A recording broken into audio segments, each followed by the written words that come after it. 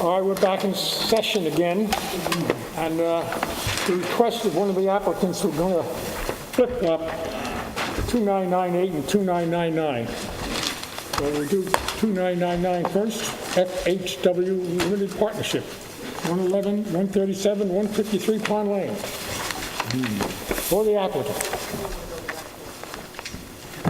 The applicant Gilbert G. Flanagan, 21 South Main Street, Southampton. This is an application for a wetland special permit for the three vacant lots mentioned, which are on the west side of Pond Lane. As I'm sure you're all familiar, and as anybody in the audience is familiar, this is not a request to build or construct anything. It's a request to do certain landscaping and improvement to the environment that exists on these properties as they abut Pond Lane. You don't seem to have the file down there. You don't have the file? Well, that's a good place to start. Is that the plan, Gil? This is one of them. Here it is. Oh, we got it. It's hidden. Hey. Okay. So, sorry about that. So in any event, this is an application not to build anything. It's an application which we think will make better the environment that's located on and immediately adjacent to these properties. I have Tim Rumpf and his associate here to talk about some specific details. I just wanted to outline to you briefly what the project involves with these three particular lots, which are lots 3, 4, and 5 on the FHW Limited Partnership subdivision that was approved a few years ago. The project is in several phases, the first being to remove some dangerous invasive species which are taking over and seriously damaging some of the other vegetation. It's a request to remove some dead and diseased plantings and trees that are located on the property, some of which may actually be dangerous given their condition. We propose to introduce wetland-compatible native species, get rid of the non-native species, and to better and develop the runoff control from this property onto Pond Lane and thus into Agawam Lake. It's really a technical case, and fortunately you won't hear too much from me tonight, which I'm sure you'll be happy to know. The bulk of the presentation will be done by Tim, and hopefully it'll be fairly brief. I will point out that my client is in fact here, sitting very patiently in the second row, and I've told him to listen attentively to what goes on. So without any further ado, I'd like to introduce Tim Rumpf and have him walk you through exactly what this is. Gil, before you go, you said this was a subdivision. Is it a condition of the planning board's approval that this take place? No, it isn't. No, it isn't. It's a proposal by my client at no inconsiderable expense to himself to improve these lots. It's something he has to do, but he wants to. And the map is filed, right? The map is a filed map, yes. I think it was filed in 2008. That was it. Yep.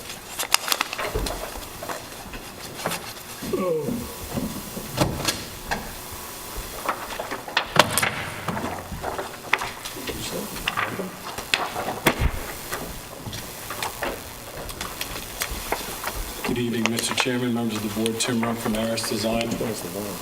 We're landscape architects located at 38 Nugent Street, Southampton. For the applicant, what I've handed up is just a brief presentation, an overview of the technical plans that we've submitted as part of the application. And what we've done is kind of put together a list of benefits for the project. This is not only work that's going to be done on the FHW Partnerships property, but it's also going to be done on the right-of-way landward of the landward edge of Pond Lane. And Mr. Flanagan had mentioned the subdivision that was approved a couple of years ago. Part of that subdivision approval was the establishment of going in and regrading that shoulder for the creation of better sight lines for traffic safety. And this application to you includes that grading and then the revegetation of those areas, because those areas also are overgrown with invasive and non-native species. The second page of the presentation is a kind of a historical. I wanted to just give you some historical information on the property. And you can see that in the 60s, it was farmed pretty actively. I remember that as a kid, being potatoes. And then, interestingly enough, when I started working for Mr. Huntley in 1977 here in the village, Frank Wyman built his house, and it was one of the first projects that I worked on as their landscape architect. So when I went to the site, 40 years ago, I was there, and it's kind of still there, and saw what happened over the 40 years. So there's some affinity for that. So back in the mid to late 70s is when that house was built on 137 Pond. And then the last picture is a picture of a couple of years ago of the house and the development of that, and we've kind of superimposed the lot lines from the approved subdivision. The third page is a blow-up of the existing conditions along the road in Pond Lane, and shows the property line and gives you an idea of first is that sight line modifications that were asked for in the planning board, and there was a traffic study done by Dunn Engineering, and this is the fruition of that. And also the locations of potential driveway curb cuts that were established in that subdivision. And you'll see some pictures. We prepared an arborist report that's also part of the application. I believe it's 25 or 26 pages. And some of these photos that you see in this presentation are taken from that, and we tagged and identified over 150 trees along the road frontage within that 125-foot buffer, as well as in the right-of-way of Pond Lane. And there are, as Mr. Flanagan said, there are some issues with trees that are not in good health. They could fall on the travelway, and so there are some things that really need to be addressed, and our client is looking to do that. If you go to the fourth page, you'll see some additional pictures of situations and. Could I see that too? On the table? Sure. Thank you.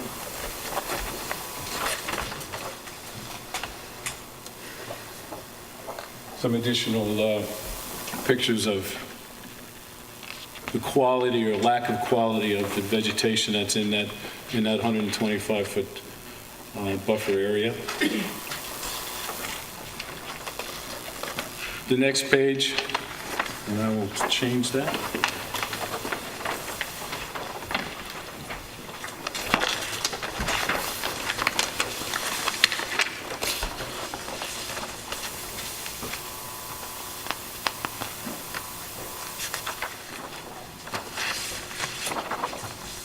Thank you.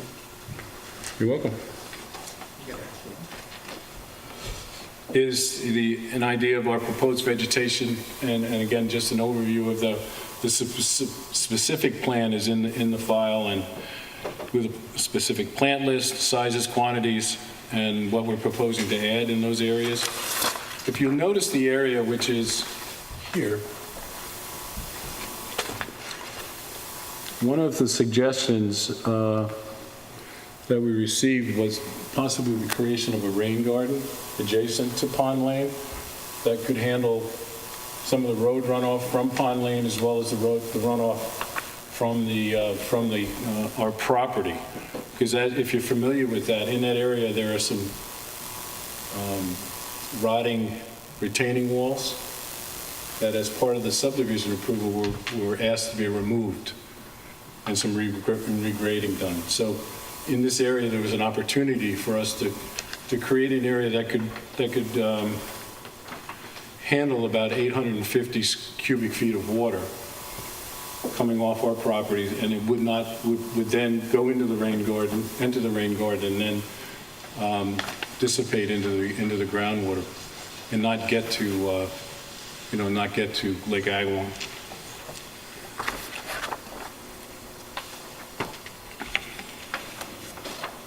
And then the last page in that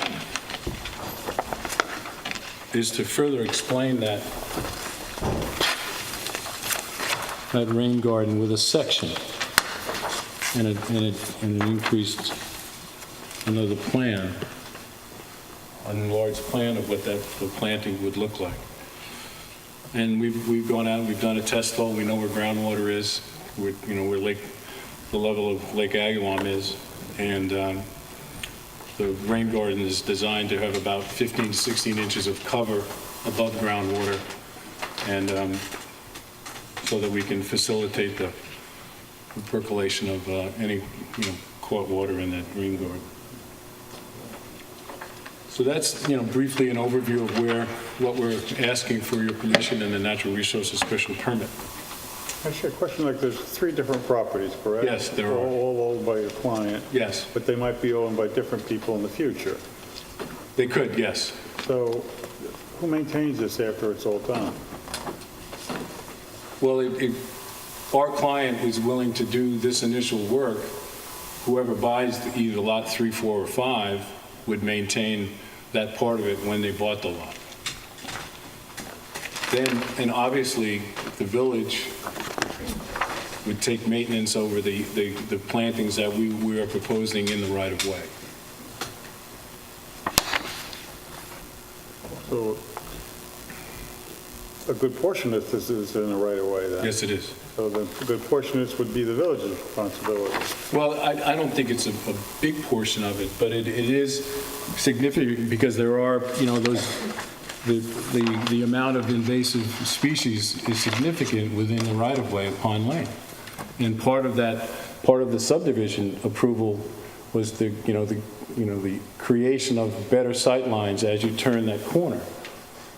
And that was all dictated by the I think it's a subdivision. good idea. I'm just Yeah. trying to understand, who's... Yeah.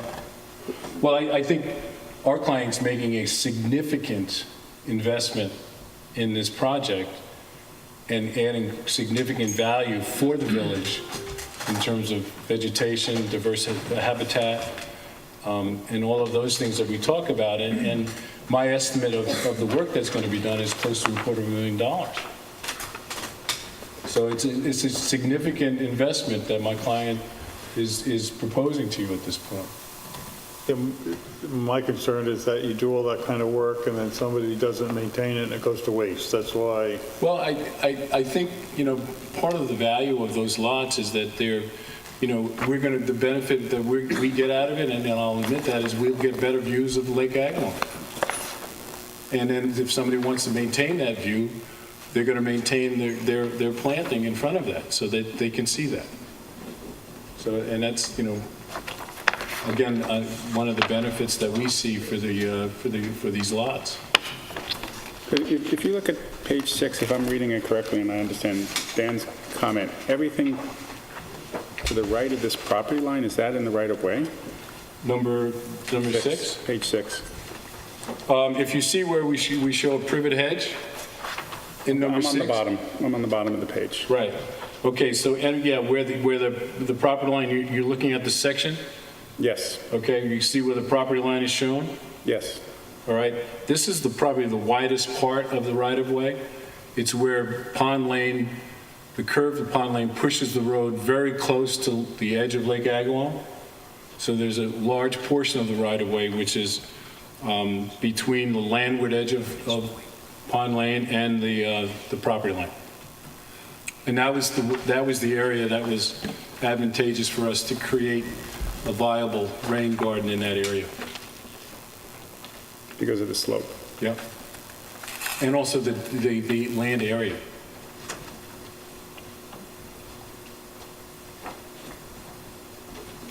Any other questions? That's not on your property. Right.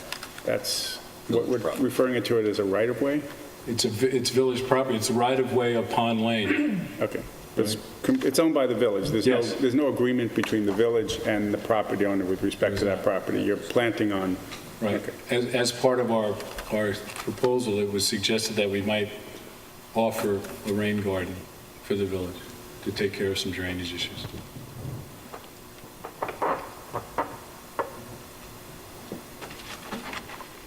If there are any other questions, I can answer them. If not, I'll... Liability issues, is there?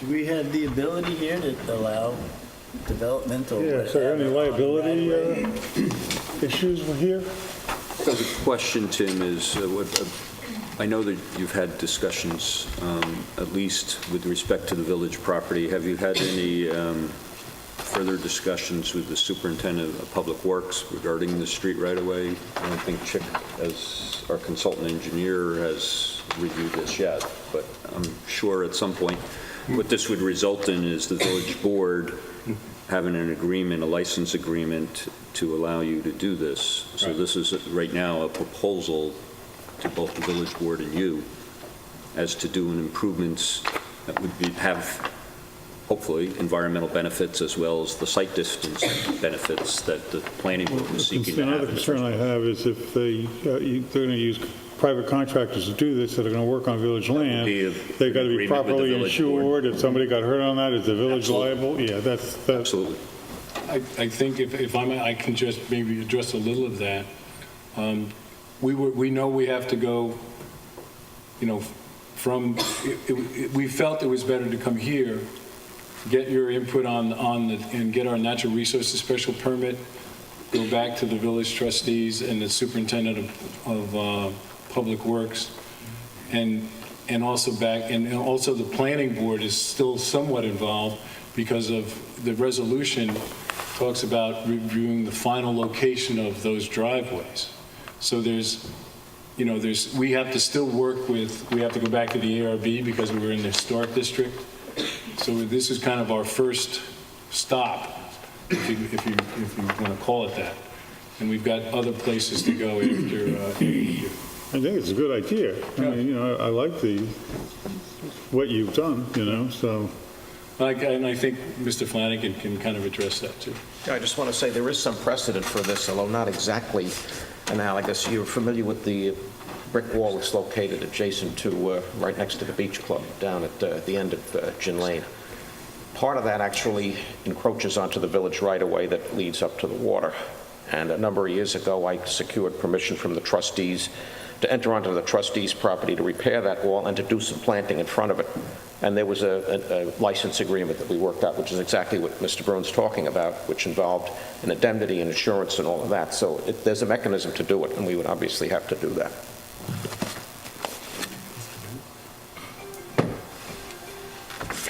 I think it's correct that we have to start someplace, and I think it's a great project. I'm happy to be here to talk about it, and if we get a favorable indication from you, then we'll take the next steps.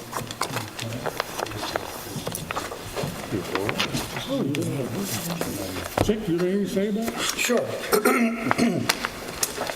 First of all, this, we should recognize this is across the street, across Pond Lane from Lake Agawam. So Pond Lane intervenes. The area that's regulated is within 125 feet of the limit of wetlands. And so when Tim and his group were contemplating, as well as Gil, because we walked out there in the snow this past winter, when they were contemplating the project, we did meet in the field.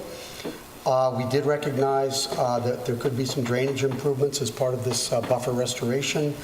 We also looked at the upland area and the quality of vegetation in that area within 125 feet, and the fact that there are a number of invasives, a number of damaged trees, and it was kind of interesting, Tim's story about having worked on this 40 years ago. So ultimately, this was the result, and we have had some input into the plantings and are comfortable with the plantings at this time. We've had some input into the rain garden. I just have a couple of questions on that. And of course, we do need Gary Gillespie to weigh in. But I think getting that rain garden designed, hashed out, and having his input ultimately is the next step.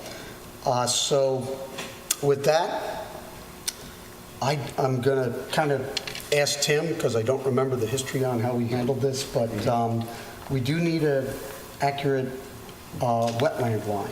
And I think something was done at the time of the subdivision, but I don't see an actual reference to the date or anything on the plan. And if you want to, if it's going to be updated or anything, I can confirm it very quickly. I don't think it's changed. I mean, the wetland line is basically surface water of Lake Agawam in this area. Yeah.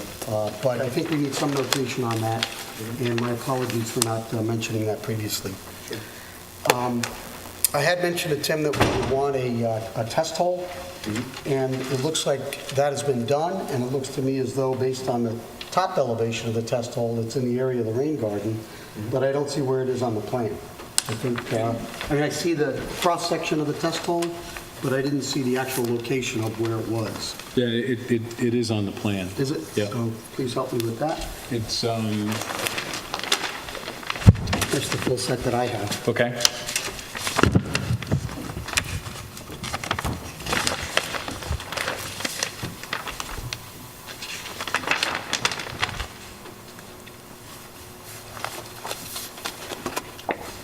There were other test holes in the upper parts of the property, but Right. I didn't see a location for the new one.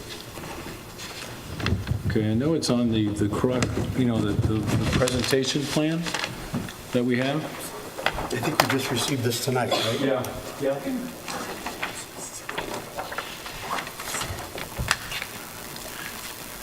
In any event, if you want If to, not, we could make sure that it's put on, sure. It's right here. W2? sorry. The next one? W3 or W2? This guy here. It's right up, yeah, there it is. There it is, right there. And that's, what are we numbering that, or? Yes. So We it's can on the label same it. sheet? Yeah. It Okay. should be okay. All right, I missed it. sure. I did too. That's why Grant's here, right? Yeah. Based on the soil boring, are you comfortable that the rain garden will drain, or are you going to be amending the soil or changing the soil profile? Because it did Probably- seem as though it looks like it's dark brown loam, Right. followed by brown clayey sand. And just for the board's information, because we may be seeing more of these, and I hope we do, rain gardens need to infiltrate. They don't pond water, they need to recharge water at a particular rate. And Tim has indicated that on the calculations, he expects a rate of 1 inch per hour, which is about right. But the design has to be proper so that they will function properly, and those are What do some you of the put, like things a that I'll French- talk about with highway. If You put a French drain under it if it's a lot of clay or something, or what do you do? Well, sometimes you might have a discharge or some type of extra recharge structure, or maybe a diversion to overflow it. In this case, we're really just picking up localized stormwater from the road and perhaps the driveway, and that's kind of my next question. So I think, ultimately, we could certainly ask Tim, but if we get an extreme rain event, it's probably just going to either retain there or bubble over across the road. The idea is to pick up the first flush of pollutants, and you don't always have the luxury of having a lot of extra leaching capacity, particularly here where we have shallow depth to groundwater. So Right. The intent will was... it function based on the soils? The intent was, that all good planting soils got a little clay and got some sand. We typically amend these soils with our organic compost. So we felt that by amending that planting, the bottom of that rain garden with compost in that area would facilitate, drainage and infiltration of that water. As I said before, we only have about 15 inches. So the plant material that's at the bottom of that swale, likes wet feet, or the roots are going to live in the groundwater, basically. So that's going to help us get that infiltration as well. And that's what we thought. Are there any notes with respect to soil preparation? Yes, there are planting specs as part of the application. And for the soil? Yes. Okay. I'm going to look at them again. I may have a little concern about the compost, just if it creates too much of an organic layer. I think you would probably want something more sandy that's going to, Well, I at least think, a mix. I'd like to talk to you about that, because we've had lots of, it's not all sand, it's not all compost. It might be there's some clay, there's some sand and some organic matter. So it's I think what we're proposing will work just fine. Okay.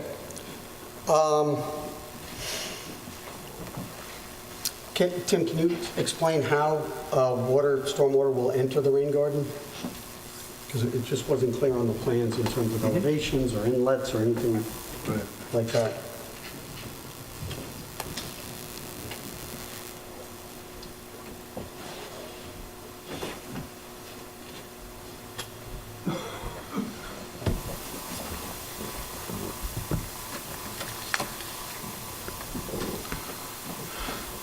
Okay, this is GD1. I don't know if, and this is our grading plan that shows, this is the existing house lot. This is the location of the rain garden. And you can see this is our slope. This is going, this is up at elevation 20. The bottom of our rain garden is elevation 6, So where's 20? right in here. So it's quite steep from it. Yes, it is. Okay. All right, so this area, basically this area is draining into the rain garden. Okay, the elevation of the road is shown here as elevation 8. So we're 2 feet below the elevation of Pond Lane in this location. These are those, those retaining walls that are being removed, one here and one here. And that idea, this line that is shown in red is that site distance line that was dictated by the traffic study and the subdivision that was approved a couple of years ago. So the idea that we're going to be draining this portion of our site into the rain garden, into the right-of-way of Pond Lane. And then the road, whatever we get down along the road will be, again, be able to enter the rain garden by the grading.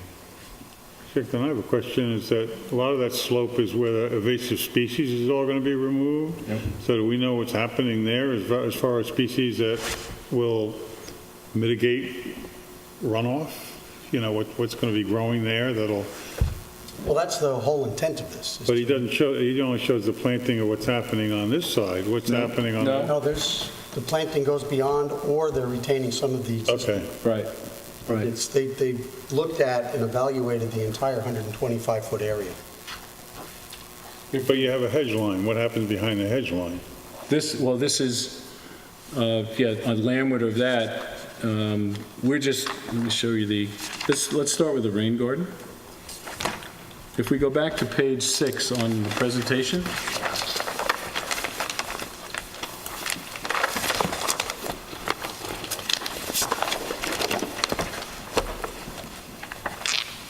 this is the planting plan for that rain garden area.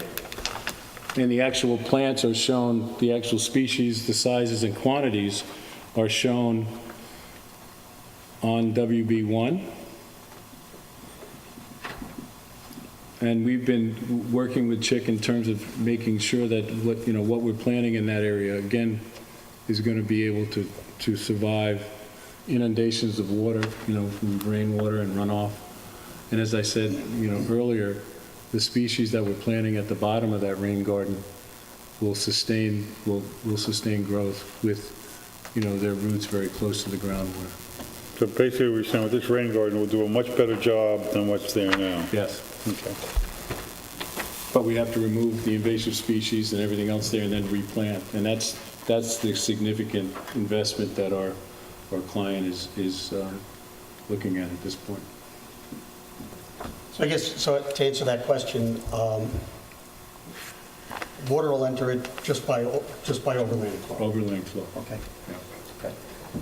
I saw the drainage calculations, but I saw where you indicated the areas that you expect will contribute to it, but I didn't see any boundaries of the drainage areas. Okay, we can add those. Can you add those?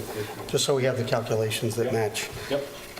Did you estimate the cubic yards to be removed? And are there any notes in terms of I construction? don't believe we have at this point, but we can. Okay.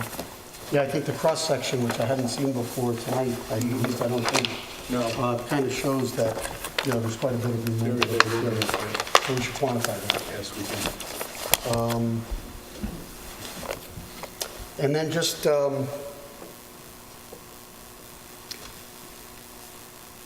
I think once you reach out to the superintendent of Public Works, just want to understand snow plowing and how that may or may not affect it. It looks to me as though there's a pretty good perimeter, and usually you don't want to pile snow in a rain garden, but if it's kind of along the edge and it melts and runs in, then it's fine. So I think just having some understanding of that would be good. If I might ask if you could be involved with that meeting with the Superintendent of Public Works? Absolutely. We were involved with the site design for the narrow lane firehouse. And there was a rain garden installed at that point, and the Public Works Department took it out.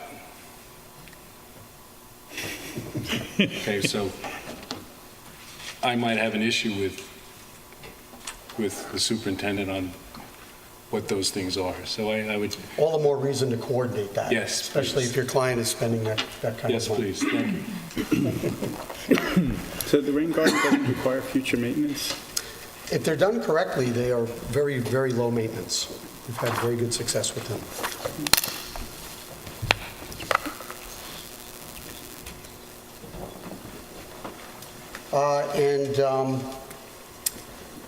Just, could you point out notes for invasive species management? How is that being handled?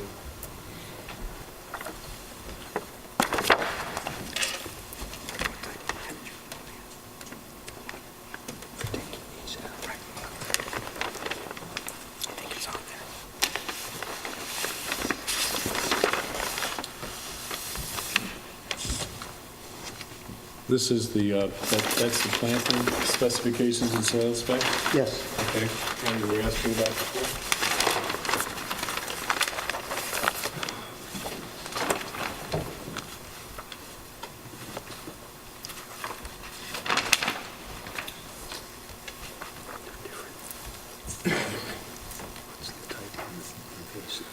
If you look on RP1, which is the removals plan, there are various, as I said before, we've listed the plants that we've identified, and it's in combination with the arborist study that we did in terms of how we're going to deal with that. There are different areas that we've identified different treatments for and how we're going to do that. It's based on the grading, based on that sight line issues that we have, the development of the curb cuts for the two lots, number 3 and number 5. So it's really on this plan, and we have removals legends about what, how we're going to do that. If there's additional information you might need for that, we can supply that. Yeah, I just wanted the board to be aware and to just reference it to the plans. Sure. There's a lot going on all along the frontage on Pond Lane, and the road moves in and out, the pavement changes, and the slope changes, that kind of thing. So there's a lot of things to consider. Those are my only questions. Very good. Do you have anything else, Wayne? No, I think that based on what Chick is saying, there's a need to have the applicant. I think it's a start. There's a discussion that needs to take place at the village board and the superintendent of highways, obviously. Make sure everybody's on board and the specs are appropriate. I think if you can also answer all Chick's concerns, I think that the board would be in a position to give the village board input, and eventually, if the village board is fine with the plan, grant a permit. Is there anyone from the public who'd like to be heard to this application? I assume you're saying we should keep it open. I believe so at this time. Move we keep this Wait, open we have another comment. My name is Bill Pell, 32 West Neck Circle, Southampton. I'm a town trustee. And projects like this we like. Rain gardens, we have one at the end of Lake Agawam. This project like this, if there was more around the lake, it would help bring it back sooner. One of the most important things on a project like that, we made a mistake. We put the plants too small. You want plants a little bit bigger, so it kind of overcrowds the invasive species, stops them from growing, and it's easy to trim, and it's less maintenance. I would also urge if they can do something on across the street, sticking up those plantings along the lake on the other side of the road, if the village would let them do that, it would make a great, great help on bringing the lake back. Instead of having green water, you would have, eventually you have blue water along there. That's a long time. Projects like this helps, If you can get everyone around the whole lake to have a good setback on grass and pesticides and a good boundary, it's a big step forward. Thank you. Okay, so are you ready? Should I make the motion then to close it?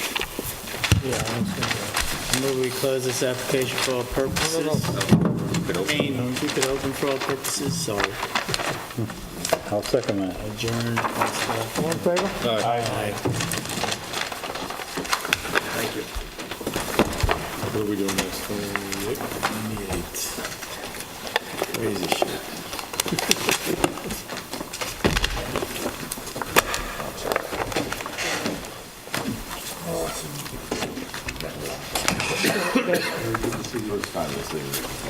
I know that you're up next, but I was going to ask if that last one is going to be a short one.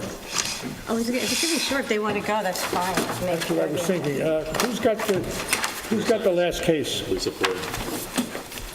Case 3000. Yeah, is that going to be a short application or going to be a lengthy one? Or? I believe it should be short. I'd also expect it to be short. All right, then let's do that before we do the... It'll be shorter. Exactly. No one's shorter than me. Let's do that one before we do the Gin Lane one. You sure? Go right ahead. So this is application number 3000, Shashin LLC, 1360 Meadow Lane.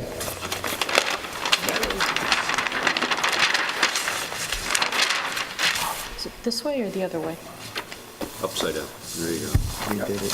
We missed it already. We do. 2999.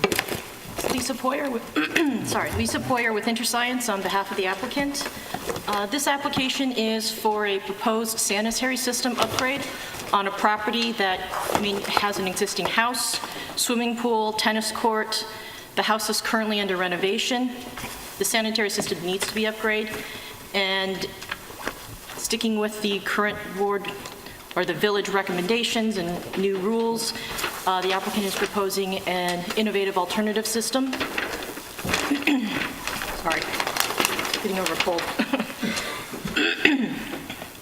The sanitary system is proposed to be located 157 feet from wetlands, where 200 feet is required.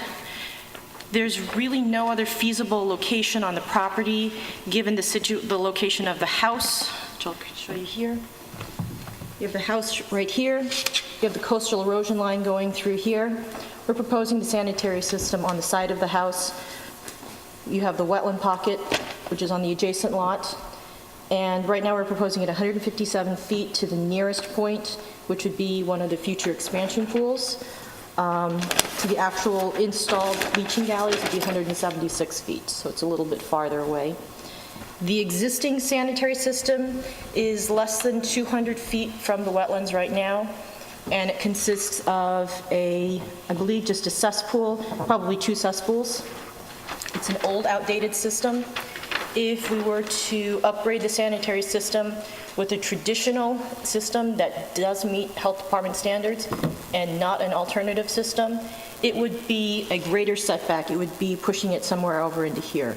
You need a larger system, you need more area. So by the benefit of the nitrogen-reducing system, we believe that this is a benefit to the environment. We believe it's a benefit to the property, to the nearby wetlands. Your standard sanitary system would deliver approximately 50 to 60 milligrams per liter of nitrogen into the groundwater. The alternative system is proposing to be around 19, so it's a significant reduction. And I believe it's a benefit to the adjacent property owners, it's a benefit to the village, and I'm here to answer any questions that the village. So you're going from 176 feet to 157 feet. 176 feet is from the wetlands to the actual leaching galleys of the proposed sanitary system. 157 feet is to what would be the future expansion pools or leaching galleys if they needed to be installed. If that was ever put in. Correct.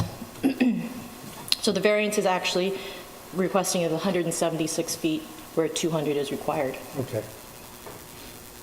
Just to that point, Kevin, we usually do ask for the setback to the existing, just so we can quantify the magnitude of change. And I did mention that to Lisa earlier, so I think we'll probably look to at least have some call out to the existing system. But her point regarding if this were to be replaced with a conventional system with a septic tank and several leaching pools, I think is very relevant, that it would take up more of a footprint than the existing system. But with the proposed IA system, we're getting a tremendous reduction in nitrogen. So overall, this is excellent. I just, one quick thing. I wasn't sure about, I know the wetlands are on the adjoining property. Yes. And I think I remember flagging those with Jim Walker Yes. about 7 years ago. Yes. But just with Jim, you know. So is that still a client, and can we get access to that property just to get an updated I believe it wetland line? is. Yes, and we can talk with you about Can you it. make those arrangements? I meant to give you a call, but I was away at the planning conference for a couple of days. But yeah, I think having an accurate and updated wetland line is always important just for the records. Calling out the existing setback, and let's hear if there are any other comments, but this is a very beneficial project. I'd love to move it along as quickly as we can. Any comments from the board? No. Nope, sounds good. Wayne, you have anything? Any comments from the public on this application? Told you. We'll close it. I would suggest you close it subject to written submissions or plans. You can provide Chick with the appropriate information that he's provided. I think that he can have a permit, draft permit available for your next meeting. Great. Appreciate it. I'd be fine with that, and I'll be working with them to make sure that we can I achieve move we that. close this application for decision pending submissions of requested material. Do you have a second? Second. All in favor? Aye. Thank you. Thank you. Now we can get back to 2998, the Village of Southampton Senior Lane project, which we first got about 5 years ago, was it?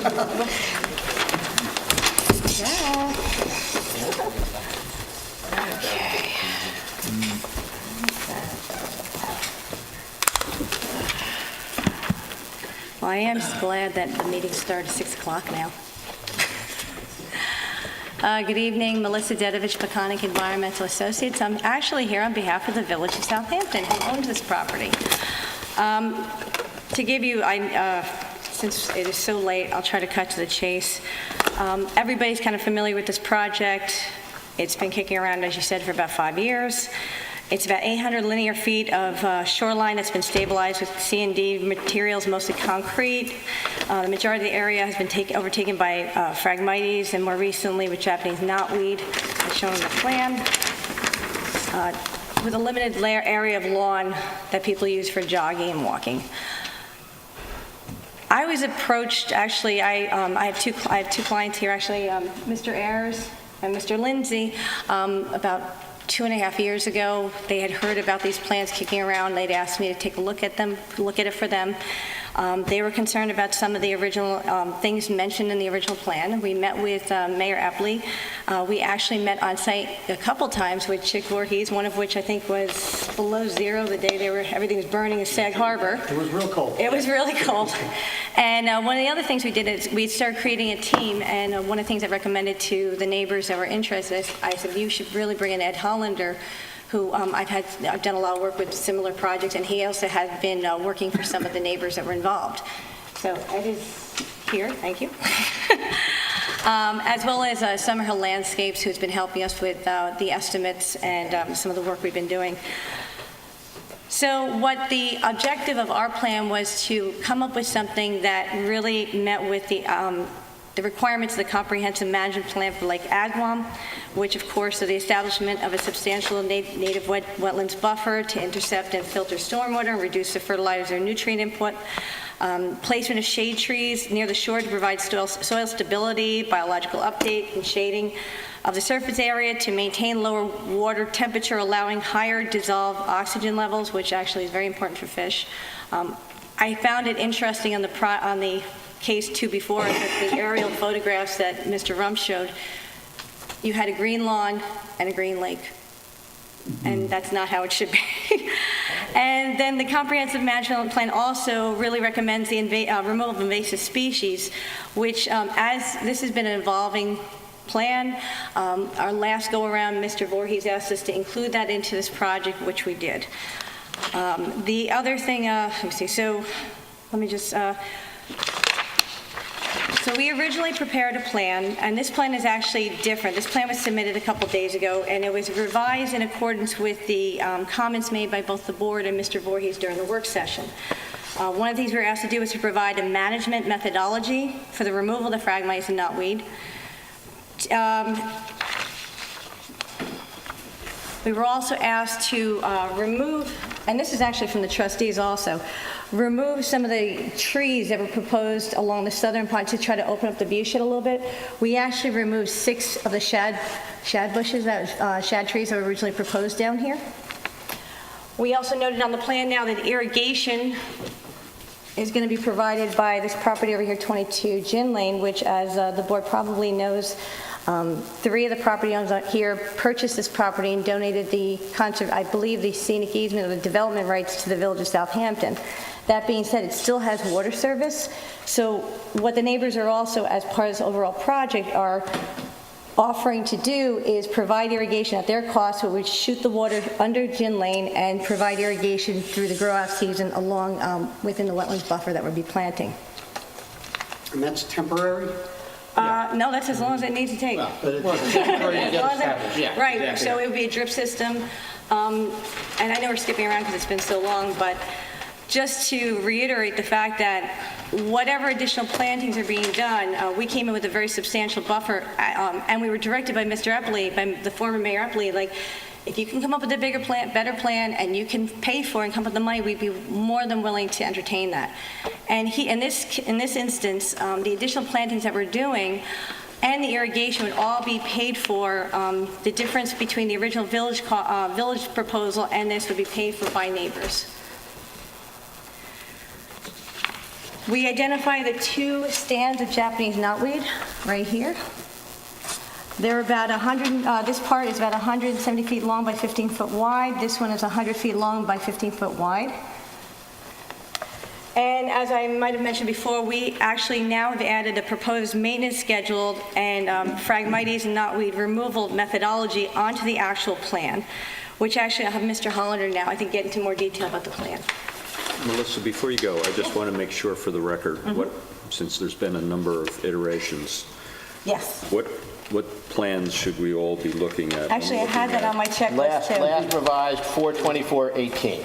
So we have L-4, Yep, which I think Correct. is the plan you have there, right? Right, April 24th. 2018. What else? The streetscapes are April 24th. Okay.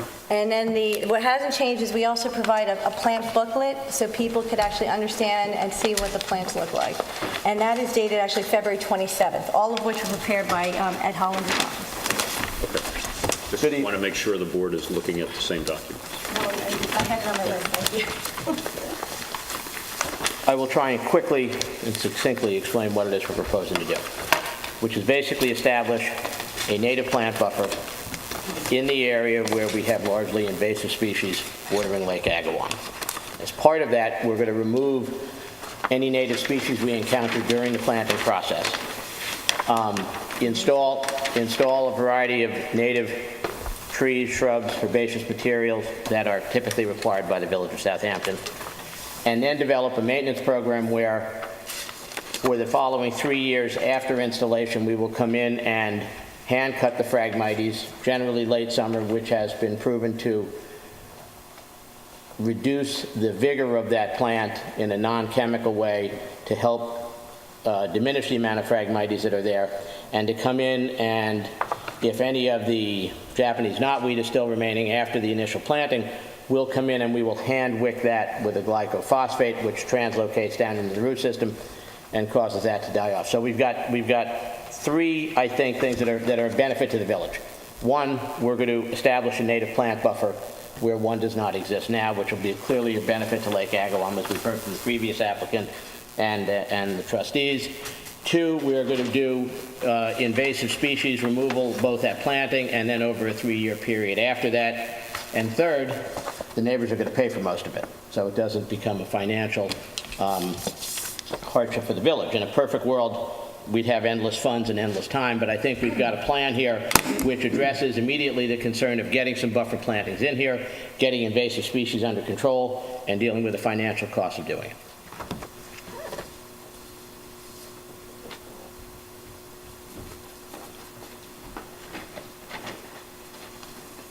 Ed, can you take us through the streetscape? Yeah, the streetscape are 4 different views that we prepared that shows existing conditions here and what the proposed plantings would look like once they're established, taking into account that there's a slope. We're proposing to leave the grass buffer between Gin Lane and the proposed plantings, and we did four views of what's currently existing and how it would look once the plantings are installed and established. We're proposing to use fairly decent-sized plant material. We've heard before about how smaller plants tend to not succeed as well as more mature plants, and so we can get something which we think will ecologically improve the pond and aesthetically look beautiful along the edge of Gin Lane and Lake Agawam, as well as we show in the before and afters in the streetscape views that we provided to the board. And these photographs, are these typically taken like of someone who was sitting in a car, riding a bike, standing? We actually took those. They were taken by a woman from my office who's about an inch shorter than I am. Okay. So say it's about a 5-foot. And they're actually taken from across the street. Like for us, we tried going to the middle of the street or going to the edge of the green. You can't get enough of it, so you don't have a sense of location. So that's why we took it from across the street. You'll be doing the planting at the same time that you're doing all removal? Well, what we'll do is part of the actual planting process, when we encounter any root systems of the Phragmites or the Japanese knotweed, we will physically dig that out, remove it, and take it away. So that we will take away any root systems of any invasive species that we encounter during the planting time, and then we have a plan going forward for the next 3 years to work on eradicating any of those Phragmites or Japanese knotweed that remain after the planting. Are you going to have to bring any fill into the site at all? We think probably not. Now, when we dig out the root system of this Japanese knotweed, and that can be fairly extensive, we may need some planting mix to bring into it. We're not planting on bringing in fill per se, just using the soils that we need to actually plant the plants.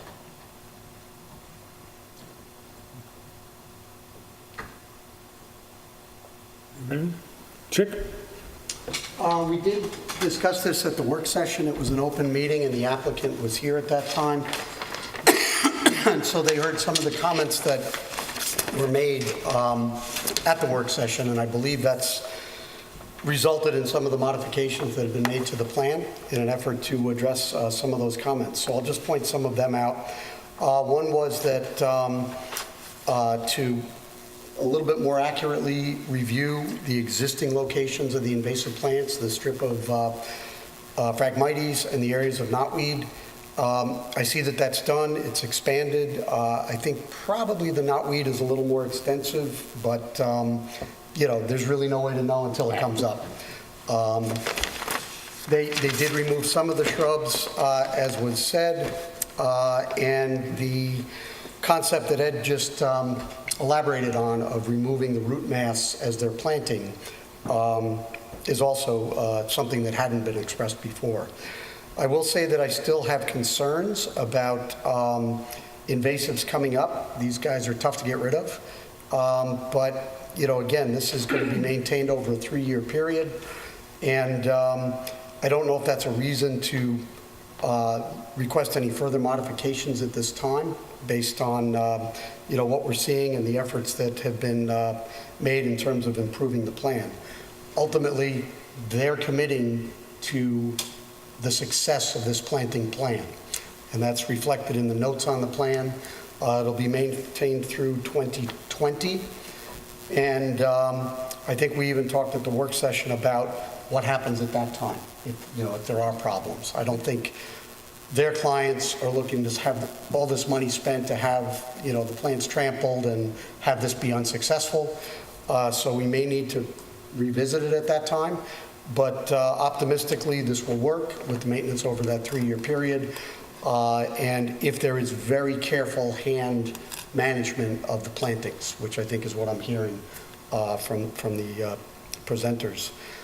So from that standpoint, I think it's improved. And, from the standpoint of ecological benefits, I don't disagree with the comments that have been made. It's very important to have a vegetative buffer, and the width of it is very important in terms of controlling stormwater, taking up pollutants, and the items that were expressed. I do know that the village board took this up on Tuesday because this is village land. Similar to the last one, Gary Gillespie does need to be consulted. He has been involved throughout this process, and I don't want to put words in his mouth, but he will have to weigh in at some point. I was not at the trustees meeting, but Wayne was, so I guess Wayne may want to make some remarks with respect to that meeting. I have another question about the 3-year, sort of maintenance program. Yes. So first year, you're going to plant all these plants. Yes. Second year, you're going to go in, you're going to prune the plants. What if there's die-off or some invasive species come in, kills off some of the new plants? Are you committed then to those blind spots or die-off areas then to revegetate over this 3-year period? Well, what we'll have is this.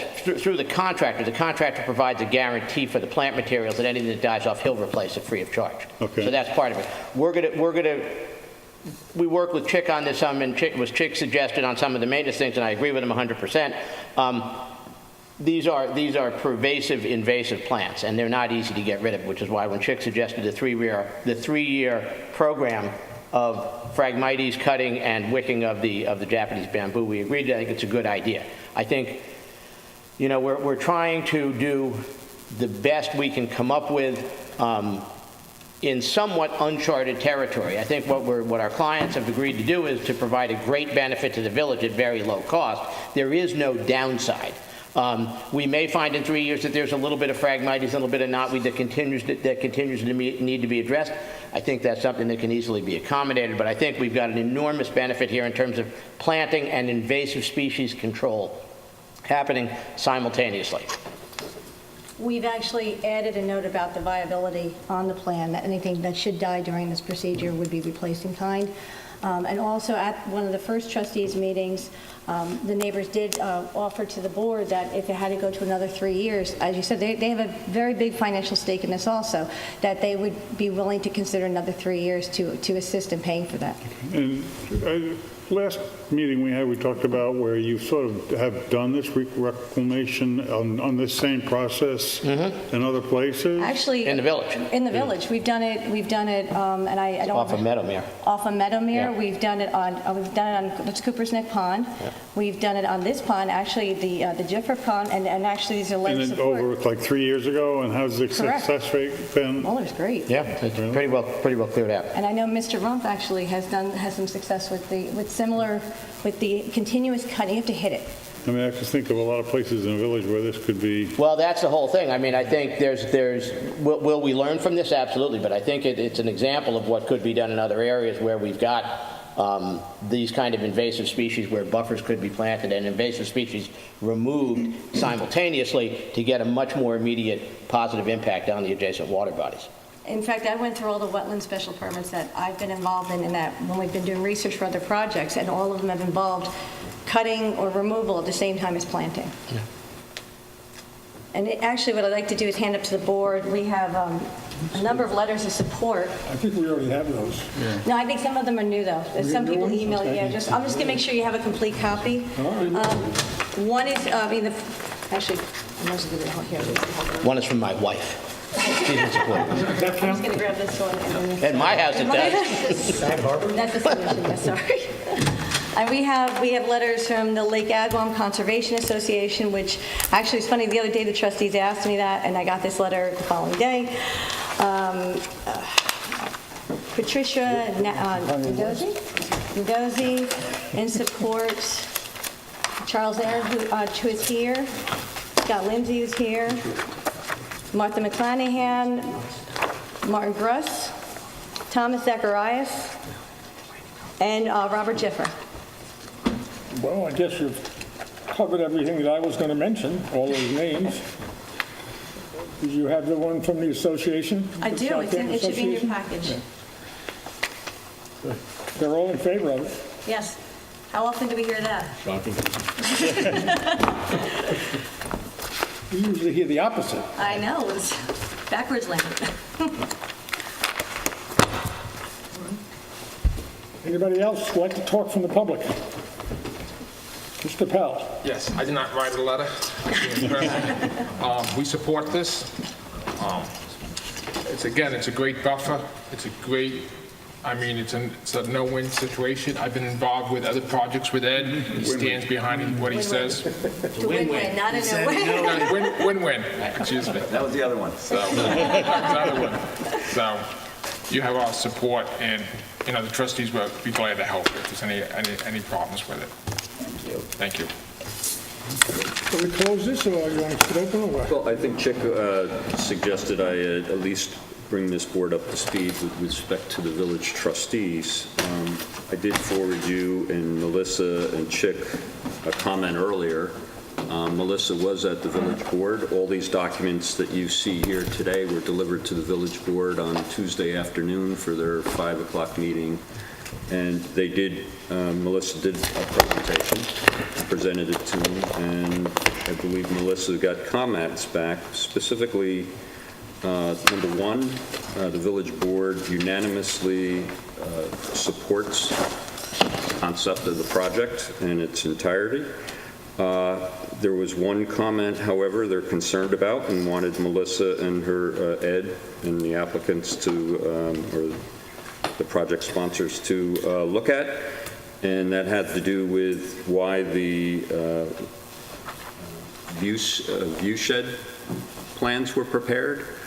The village board went through historical aerial photographs, not unlike what Mr. Rumpf did on the previous one, and they went back and they indicated at the board meeting they received comments from constituents about the prior visual access along the public street to the lake, and they thought that the plan as proposed there should be some alternates considered that would restore visual access over portions of the strip.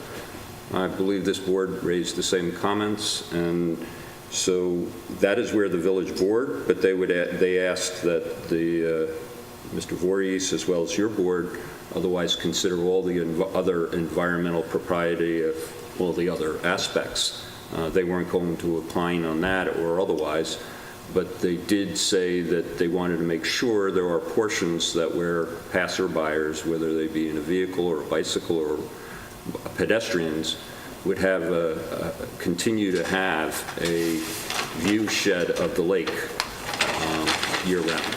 So that was the village board's perspective, and I'm the messenger. And that has been handled, these new plans have handled that? I noticed in the photographs, the mock-up photographs, that's why I was asking about what height the photographs were taking from. It seemed like it was a continuous wall of plantings all at the same height, and, you know... Let me try this. Without getting into what each individual circle means, there are shrubs that vary in height from 2 feet, 4 feet, 5 feet, 6 feet. Normally, whenever we work with Mr. Voorhees here or other, they require more density and larger plants than we actually have in here. So there will always be a diversity of heights that go in depending on how the clumps of shrubs and herbaceous material exist there. It won't be planted as a wall, it won't be a hedge. So there will always be opportunities, and we tried to show this here, how there's some variation in height depending on how tall and how thick the individual plants are. But it's not a wall of plants so much as it is, typically, Chick wouldn't let me get away with having 10 feet of grass here. He'd make me take the buffer all the way to the edge of the street there. But I think what we've tried to do is balance, and it always is a balance between, in this case, the ecological health of the pond. How do we get enough buffer to benefit the pond without creating a wall of trees that doesn't allow any view through there? And that's one of the reasons why we took the 6 shad trees out from the south end over here and along the north end where we're coming down along Gin Lane. It's all just herbaceous material there. There are no shrubs in that particular area. So I think we'll get those glimpses and views through to the pond while still, on the other hand, getting the benefit of all the root system and the plant material that will serve as the buffer that's usually required. But the lake will not be screened from view. No. I mean, often we have requests here for screening. This is not a request for screening. No, this isn't screening. This isn't screening. This is about 15 feet of planting. Normally, we're required, what are we normally required in the village, Chick? 50 feet or 75 feet of planting for a buffer? Much as we can. Right.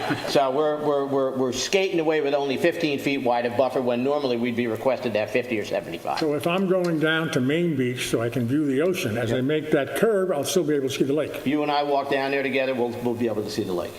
Not continuously, but there'll be as it is right now. I mean, you can see in this photograph here how, there's some of the trees and shrubs covered in vines down here already that are 15 feet tall, plus or minus. And when the Phragmites is in full fettle in the middle of the summer, that's probably 7, 8, 9 feet tall on its own.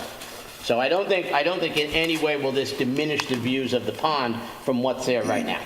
Probably Yeah, even but improve them. I remember when I was a kid, there was no Phragmites, and you had great views of the pond. Right. So, I mean, it's not so much that, I don't want to replace like and kind. Right. So Right, that well, that's the balance. we do gain some waterscapes as you go down. I mean, the balance is, the best view is just having lawn down to the pond, but we've seen from the green photograph what that gives us. So what we're trying to do is to get that balance. I think this will actually improve the look, because instead of just having the kind of sterile grass to water, we're going to now have a variety of wildflowers and trees and shrubs. So we're going to get seasonality, we're going to get berries, we're going to get flowers. It's going to be good for birds, for butterflies. I think it will increase the aesthetic beauty of the pond, it will have glimpses and views through to the pond, and it will improve the ecological health of the pond.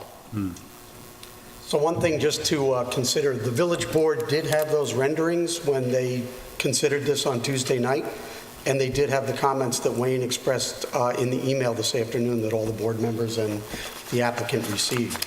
So, I mean, ultimately, they are party to this application. So I think we do need to make sure that we are responsive to those comments, and because these renderings are the ones they've seen, I don't know if we're responsive to those comments. On one other point, Ed is right. I like as much lateral buffer as we can get, but we've had many applications for homeowners along Lake Agawam where they want to retain their views. And so, Melissa and Ed will work on plans that will have lower growing plantings so that homeowners can maintain their views. So usually what we do in these cases is ask for some type of alternative treatment that, you can consider, and I guess the village board may consider again, depending on Wayne's counsel, that would achieve that. But I don't know if we have that here tonight. I just But don't want to I think I don't want to yeah. mislead this board in terms Well, of let's what say the village if board you said. plant this out, then after 5 years, you really got a handle on the Phragmite and the invasive species. Could you then open up some areas a little bit more? At that point. In other words, you don't want to jeopardize the benefits that we're doing by having too much open space, because the plantings are what's going to work. But then in the future, maybe, you can get some of that back. All I'm doing is indicating what I took to be kind of a policy position of the village trustees who are party to this application. Can't we wait till the lake gets Environmentally, pretty? Ed, what I would suggest is if you look at the 4 pictures that you have here, number one, 2 things came out. One was it doesn't indicate when, where, or how this picture's, what it's depicting. Is this as planted? Is this in a grow-in period or otherwise? But more importantly is, if you look at all the 4 proposed, you don't see the water. To answer the And that's what the village board was reacting to. You don't see the water in any one of those 4 proposed pictures. I think what we can do, in my cover letter, it did say that this is the grown-in. We don't expect them, and actually, Mr. Rump and Mr. Pell could also chime in on this. It's a very harsh area environmentally. You've got salt spray, you've got wind. And that's another reason why why Ed chose the plant sizes they chose, so they have the best chance of survival. That being said, what we can do is even go back and try to take better pictures where we're really close to, because I think it's just, the renderings are misleading Right. because if you're not on that side. Renderings are renderings, Yeah. too. I mean, that's the other thing. I mean, I think we could spend months discussing, should this be an Ilex verticillata or a Viburnum dentatum or a butterfly bush. But the reality is we have a limited window this spring when we can actually get this done and make these improvements for the pond. As somebody pointed out, you're right, we can go back in 3 years and trim something if we need to. If I always pray that things grow so well that we end up having that situation. But we could spend months going and looking at 17 different views of this and that, and in 1 year, 2 year, 3 year. Computer renderings are computer renderings. So the reality, I think, is that the enormously beneficial aspects of this, and there is some time aspect of this if we want to do it now. I mean, I don't think we have an opportunity to do this now and get it in this planting season and start to make immediate impacts on the health of the pond. And we've got people who are willing to pay for us to do that. So I think there are always going to be legitimate concerns and views here, views there, things like that. If Chick wants to be out there with us when we're doing the actual planting and move a bush here, move a bush there, leave an opening, I think that's fine to do. But I think we've got an opportunity to make a great improvement in the pond right now that we should take advantage of. All right, so to move forward, what, do you need more from us? Just say go do it. We need a permit. But actually, one of the things we talked about is, at the work session, we briefly said is that, we're starting to wait. He's like, if you get the permit, then we'll be dealing with this with the trustees. What's your plant window? Sorry? What's your plant window? When do you want to start planting? In other words, if we wait another month on this, is it going to mess things, Yeah, kind of, yes. I mean, the reality is, listen, we're in kind of a perfect planting time now, and the other thing is, it would be great if this was all done before Memorial Day. We don't want to be out there planting when when it gets really crowded out here. Horticulturally, it's better to get it in the ground sooner, and just in terms of, usage and people out here, we don't want to be making a mess digging in the edge of the pond there when all of a sudden we've got summer crowds here. So Wayne, is there anything we do to help them get this moving? Well, obviously, they have to go back to the village board, but I would say, just, Ed, and I have to say one thing, the village board is really relying on your renderings, and they don't show the water, and that's what they're responsive to. So they don't want something in the record that doesn't comply with what their wish is. Right. So you really need to provide So something we can different change that tomorrow. that has to show their spots. Okay.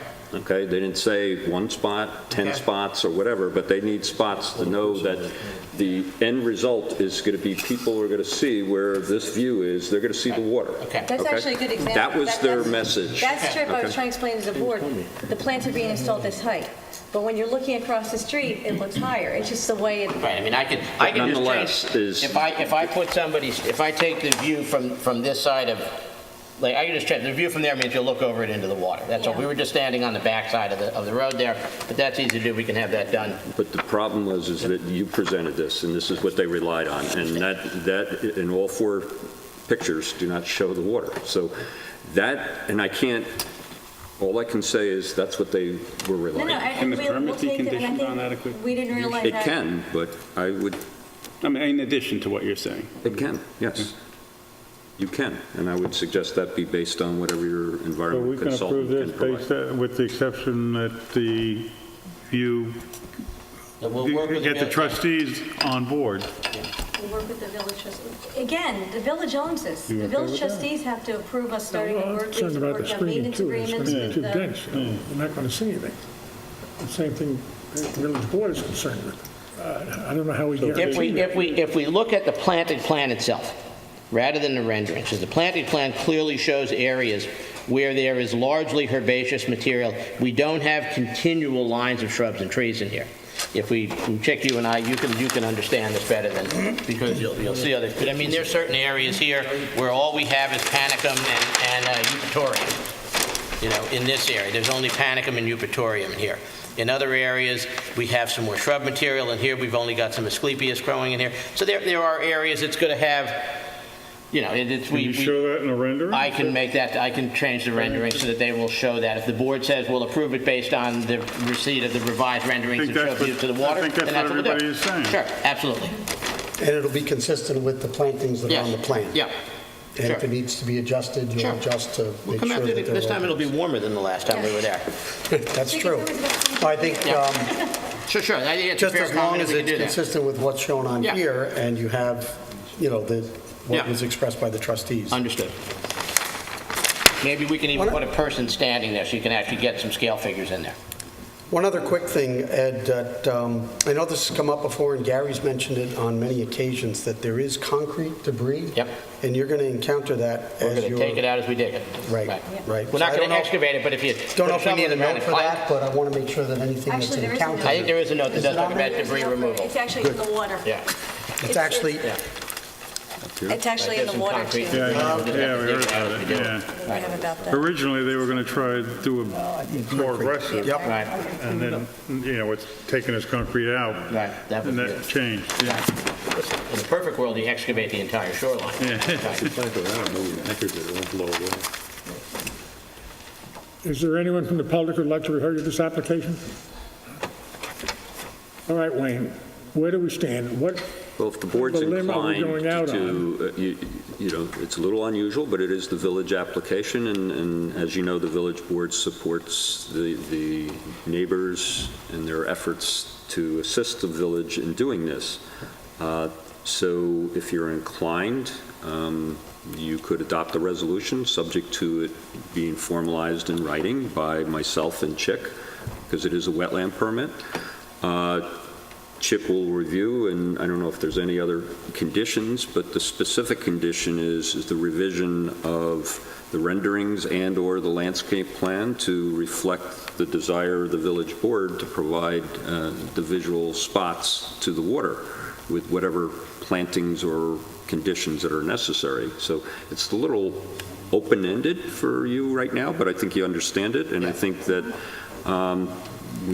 you certainly could work that out with Chick. Other than that, Chick, I don't know what other conditions. Yeah, I mean, you're But it will be- basically entrusting us to work out the details. we We trust have you, not yeah. done this, I know you do. We have not done this specifically before where a permit had not But I been know prepared. time seems of an essence here, so There that's... is a time factor. It will be contingent, and it's just a permit. It's not the village's authorization, which would have to come by resolution of the village board, and thus also before any work is undertaken on the property, whatever license agreement and necessary insurance and whatnot would be included in that. It's no different than the prior application sure. you heard as well. would you like to dictate that now? Well, I sort of did. I'm not- Got that? What he said. We will memorialize that in writing and share it with the board before it gets Well, we're going to circulated. vote on it now. You can vote on it now, but I'm telling you, it would be memorialized in writing and confirmed by this board before it's So it sounds like it would be to approve a permit As verbally pursuant to stated these by- plans, Yeah. subject to modification to achieve the goals of the village board, and update of the renderings and plan as necessary, as well as any necessary license agreement or insurance agreements By the village board. by the village board. And I think that's it. And any other special Any conditions that we permit may conditions impose. that are ordinarily typical. would be Right. included in it. So moved. Second? All in favor? Aye. Team effort. Thank you. It takes a village for the village. You have to tell them about the bathroom. Oh, yeah. Oh, jeez. I have a motion to adjourn Second. this meeting of the Thank you. April 2018 of the Southampton Village Zoning Board of Appeals is closed. Your bike.